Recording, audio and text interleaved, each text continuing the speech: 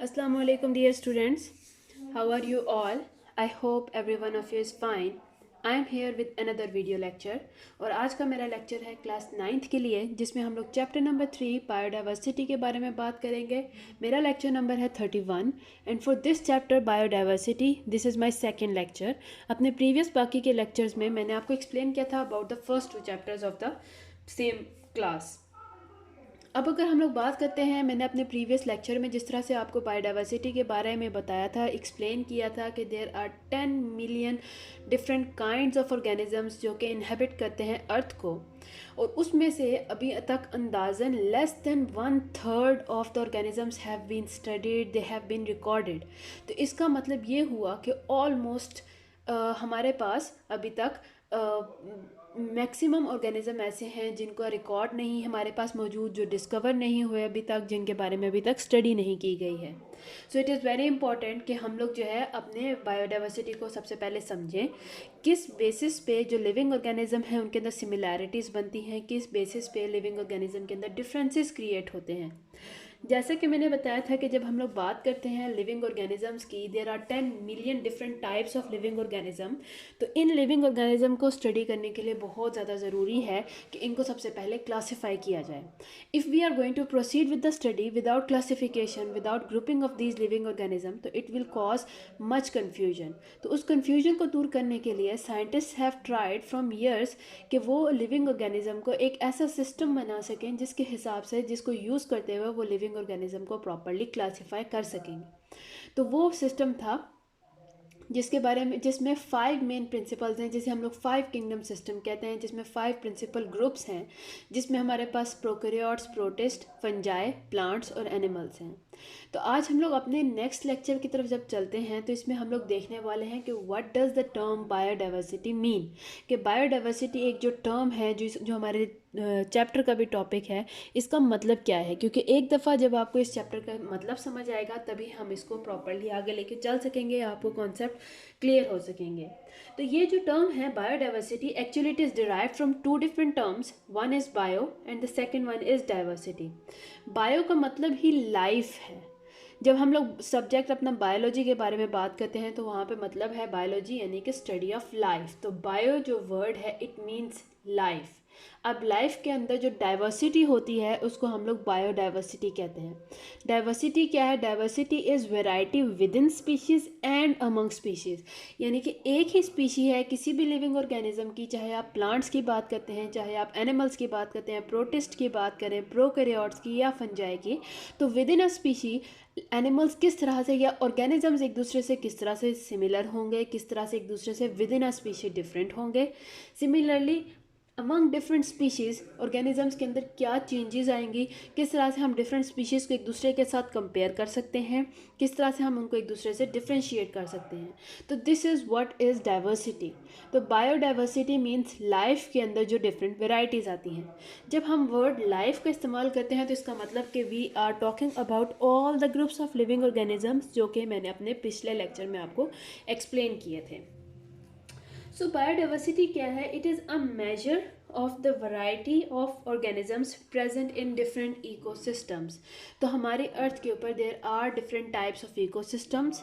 Ecosystems क्या है? यानी कि किस तरह से डिफरेंट इन्वायरमेंटल कंडीशंस हैं, कौन सी डिफरेंट कंडीशंस अवेलेबल हैं लिविंग ऑर्गेनिज्म की, और उन कंडीशंस के हिसाब से लिविंग ऑर्गेनिज्म के अंदर काफ़ी चेंजेस आ जाती हैं। So with in these different types of ecosystem कौन कौन से मुख्तलिफ लिविंग ऑर्गेनिजम्स एग्जिस्ट करते हैं, अपने माहौल के हिसाब से किस तरह से उनके अंदर चेंजेस आ जाती हैं, क्या सिमिलैरिटीज़ एक दूसरे के साथ बाकी रह जाती हैं, ये हम लोग बायोडाइवर्सिटी के अंदर स्टडी करते हैं। तो अगर हम लोग बात करते हैं सबसे पहले अपने मोस्ट कॉमन ऑर्गेनिज्म की, जिसमें हम लोग मेनली बात करते हैं प्लांट्स एंड एनिमल्स की, तो यहाँ पे ज़्यादातर बात होती है प्लांट्स एंड एनिमल्स की in order to make this concept more easier for you. तो यहाँ पे मैंने 2 टर्म्स लिखी हैं, फ्लोरा एंड फौना। फ्लोरा का मतलब है प्लांट्स एंड फौना का मतलब है एनिमल्स। तो यहाँ पे जब हम लोग बात करेंगे इकोसिस्टम को स्टडी करते हुए या बायोडाइवर्सिटी को स्टडी करते हुए, तो जहाँ पे भी ये terms flora and fauna use होंगी, इसका मतलब है हम लोग बात कर रहे हैं प्लांट्स एंड एनिमल्स की।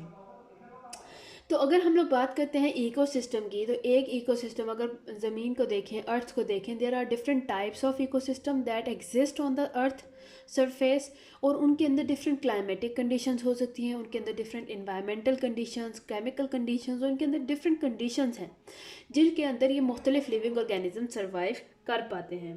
तो ये जो डाइवर्सिटी है फ्लोरा और फौना की, अगर हम इसको देखते हैं कि प्लांट्स के अंदर क्या डिफरेंट चेंजेस हैं, जैसे कि अगर हम लोग प्लांट्स के अंदर एक एप्पल की बात करते हैं, दैट इज़ अ फ्रूट। अब एप्पल जो है it exist, there are different types of apples.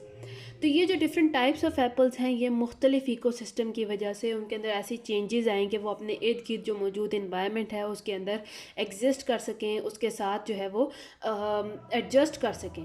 तो इसीलिए इनके अंदर डाइवर्सिटी आ जाती है, इनके अंदर वैरायटी, इनके अंदर डिफरेंट चेंजेस आ जाती हैं। तो अगर हम लोग बात करते हैं of the diversity of flora and fauna, तो इनकी जो डाइवर्सिटी है, किसी भी रीजन के अगर आप फ्लोरा एंड फौना को स्टडी करते हैं तो उनके अंदर जो डिफरेंट डाइवर्सिटी पाई जाएगी, it depends on the climate, it depends upon the altitude, soil और अदर स्पीशीज़ के ऊपर भी डिपेंड करता है फ्लोरा एंड फौना जो किसी भी स्पेसिफिक एरिया के किस तरह से मौजूद होंगे। जाहिर सी बात है, पोलर बियर्स की अगर हम लोग बात करते हैं तो it exist in the colder environment, वो समर सीजन में या फिर हॉट इन्वायरमेंट में एग्जिस्ट नहीं कर सकते polar bear. So those are mostly found in those areas जहाँ पे कोल्डर इन्वायरमेंट है। तो similarly camel is a desert animal, it can survive in hot deserts but it can not survive in the cold areas.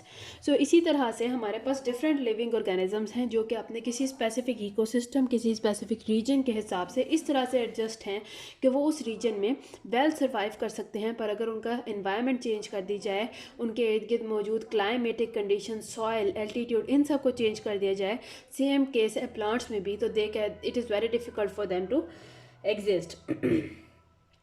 अगर हम लोग बात करते हैं बायोडाइवर्सिटी की अर्थ के ऊपर, तो हमने कहा there are 10 million different types of living organism that are present on the surface of the अर्थ।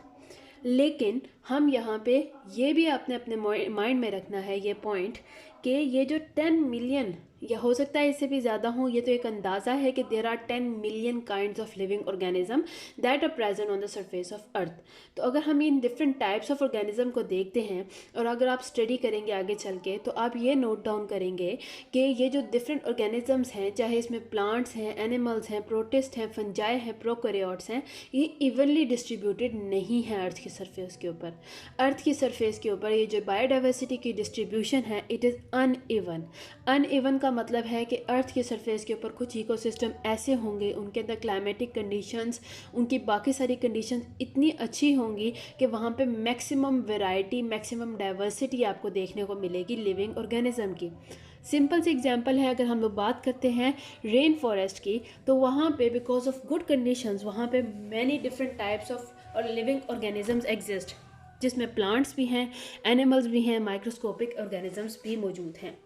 इसी तरह से अगर हम लोग बात करते हैं किसी हॉट एरिया की, जैसे डेजर्ट्स हो गए, या फिर हाईली कोल्ड एरिया की, जैसे कि एक्सट्रीमली कोल्ड एरिया, जैसे कि आर्कटिक रीजन्स हैं, अंटार्कटिक रीजन्स हैं, ये एक्सट्रीमली कोल्ड एरियाज़ हैं, पोलर रीजन्स वगैरह, तो यहाँ पे भी लिविंग ऑर्गेनिज्म इतनी ज़्यादा तादाद में, इतनी ज़्यादा वैरायटी में मौजूद नहीं होंगे because of the harsh environmental conditions.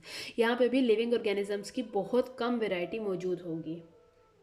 So we can say कि जो बायोडाइवर्सिटी है, it is not distributed evenly on the earth. Tropics जो रीजन है अर्थ की सरफेस के ऊपर, वहाँ पे रिचेस्ट जो बायोडाइवर्सिटी है, यानी कि मैक्सिमम अमाउंट में जो डिफरेंट लिविंग ऑर्गेनिजम्स हैं वो ट्रॉपिकल रीजन्स में, ट्रॉपिक्स में पाए जाते हैं। अलबत्ता अगर हम लोग बात करते हैं टेम्परेट रीजन्स की, तो they have many species while there are fewer species in the polar regions. अगर अर्थ के पोलर रीजन्स यानी कि नॉर्थ पोल और साउथ पोल की तरफ देखें, तो यहाँ पे हार्श कंडीशंस होने की वजह से यहाँ पे बहुत कम अमाउंट में जो बायोडाइवर्सिटी है आपको देखने को मिलेगी, जबकि ट्रॉपिक और टेम्परेट रीजन में जो है there are good number. Tropics में रिचेस्ट हैं, सबसे ज़्यादा ट्रॉपिकल रीजन में आपको बायोडाइवर्सिटी देखने को मिलेगी, ट्रॉपिक्स में हाईएस्ट हैं। उसके बाद आते हैं टेम्परेट में भी ऐसा नहीं है कि बहुत लो होंगे, there are a good number of living organisms present, biodiversity present. और सबसे लोवेस्ट जो है वो पोलर रीजन है, जिसमें हम लोग नॉर्थ पोल, साउथ पोल की बात करते हैं। तो सबसे जो लेस वैरायटी है बायोडाइवर्सिटी की, वो हमें पोलर रीजन्स में देखने को मिलती है।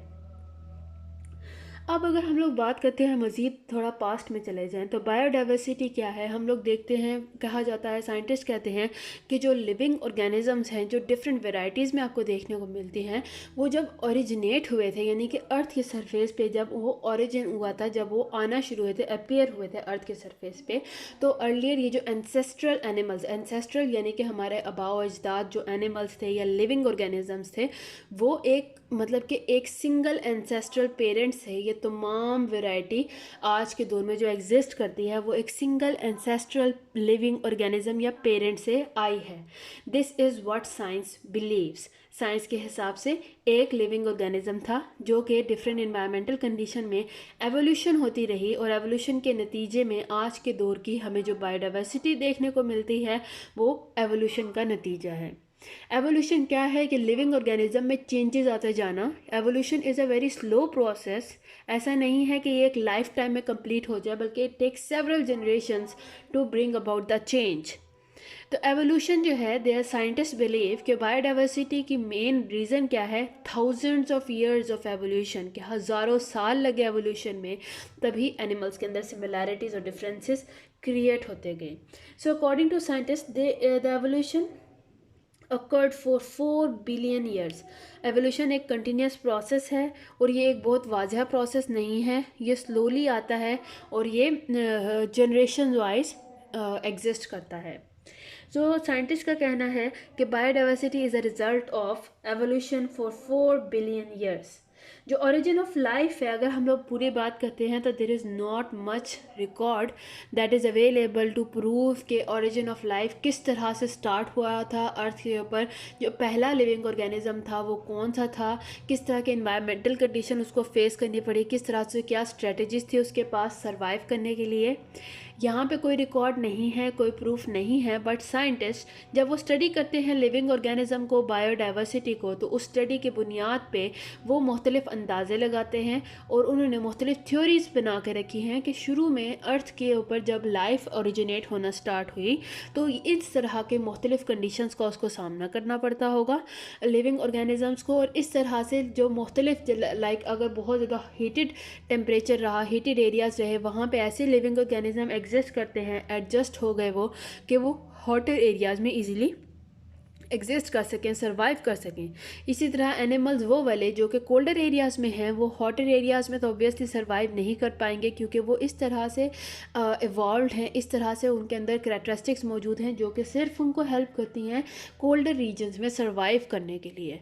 सो this is what the scientist believe कि एवोल्यूशन ने यहाँ पे बहुत इंपॉर्टेंट रोल प्ले किया था कि लिविंग ऑर्गेनिज्म को अपने इन्वायरमेंट के हिसाब से एडजस्ट होने में हेल्प की, और इन्वायरमेंटल कंडीशंस डिफरेंट होने की वजह से एवोल्यूशन की मदद से बायोडाइवर्सिटी क्रिएट होती गई। जैसा कि हमने स्टडी किया था या अभी बात करते हैं कि अर्थ के ऊपर डिफरेंट इकोसिस्टम्स एग्जिस्ट करते हैं, तो इकोसिस्टम अगर डिफरेंट हैं, उनके अंदर इन्वायरमेंटल कंडीशंस डिफरेंट हैं, तो जब मुख्तलिफ इन्वायरमेंटल कंडीशंस का सामना करना पड़ता है लिविंग ऑर्गेनिजम्स को, तो उस हिसाब से उनके अंदर वो डिफरेंट चेंजेस आते जाते हैं ताकि वो वेल एडजस्ट हो सके अपने रेलिवेंट एरिया में। सो ओरिजिन तो अभी तक हमें मौजूद पता नहीं है, साइंटिस्ट के पास कोई भी प्रूफ नहीं है कि ओरिजिन किस तरह से हुआ लिविंग ऑर्गेनिज्म का, लेकिन जो कुछ एविडेंसेस ऐसे मिले हैं कि that until 600 million years ago, कि आज से 600 मिलियन ईयर्स पहले जो all life it consisted of bacteria या फिर यूनिसेलुलर ऑर्गेनिज्म, यानी कि अगर हम आज से 600 मिलियन साल पहले चले जाएं, बहुत पहले चले जाएं, तो उस टाइम पे साइंटिस्ट के अंदाजे के मुताबिक, उनके मुताबिक उनको ऐसे एविडेंस उनके पास मौजूद हैं जो कि ये शो करते हैं कि आज से 600 मिलियन साल पहले लिविंग ऑर्गेनिजम्स के तौर पे वहाँ पे सिर्फ कुछ बैक्टीरिया, अर्थ की सरफेस के ऊपर सिर्फ कुछ बैक्टीरिया और कुछ यूनिसेलुलर ऑर्गेनिज्म ही मौजूद थे, कोई भी complex multicellular organism, higher multicellular organism present नहीं थे। So this is what the scientist believe कि लाइफ का ओरिजिन कुछ इस तरह से हुआ था, लिविंग किसी किसी यूनिसेलुलर ऑर्गेनिज्म से लाइफ इवॉल्व होना स्टार्ट हुई थी, और डिफरेंट जब उसको डिफरेंट कंडीशंस का सामना करना पड़ा तो उस हिसाब से लाइफ इवॉल्व होते होते कुछ इस तरह से चेंज हो गई कि आज के दौर में हमें ये बायोडाइवर्सिटी देखने को मिलती है। बायोडाइवर्सिटी के बारे में हमने समझने की कोशिश की कि क्या डिफरेंट वैरायटीज़ हैं लिविंग ऑर्गेनिज्म की। यहाँ पे हम लोग तमाम लिविंग ऑर्गेनिज्म की बात करेंगे, सिर्फ प्लांट्स और एनिमल्स की बात नहीं करेंगे, बल्कि प्रोटिस्ट, प्रोकैरियोट्स, फंजाई, इनके अंदर भी वक्त के साथ साथ चेंजेस आती रही हैं। तो ये तमाम हम लोग बायोडाइवर्सिटी के अंदर स्टडी करते हैं। अब हम लोग आगे चलने से पहले सबसे पहले देख लेते हैं कि what is the importance of biodiversity. Biodiversity की इतनी ज़्यादा इम्पोर्टेंस क्या है। So now let us see about the importance of biodiversity. इसको important, why it is important to study biodiversity, why it is important to study to living organism in classified form.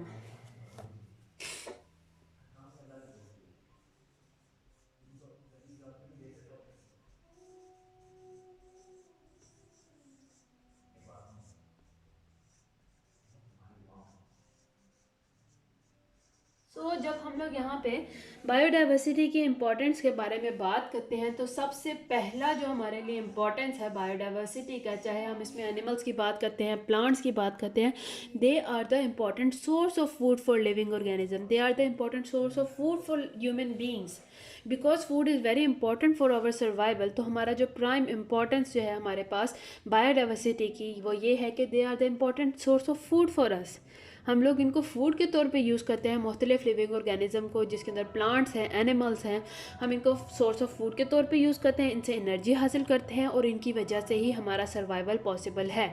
अगर ये living organism मौजूद ना हो, ये biodiversity मौजूद ना हो, तो ऑब्वियसली हमारे पास फूड अवेलेबल नहीं है and it can lead to the death of the human beings. तो ना सिर्फ ह्यूमन बींग्स बल्कि लिविंग ऑर्गेनिज्म एक दूसरे के साथ इस तरह से इंटरेक्ट करते हैं कि प्लांट्स को भी ज़रूरत है लिविंग, बाकी उसके इर्द गिर्द मौजूद लिविंग ऑर्गेनिज्म की, एनिमल्स को ज़रूरत है प्लांट्स की for the source of food, for their survival, इसी तरह ह्यूमन बींग्स को भी ज़रूरत है।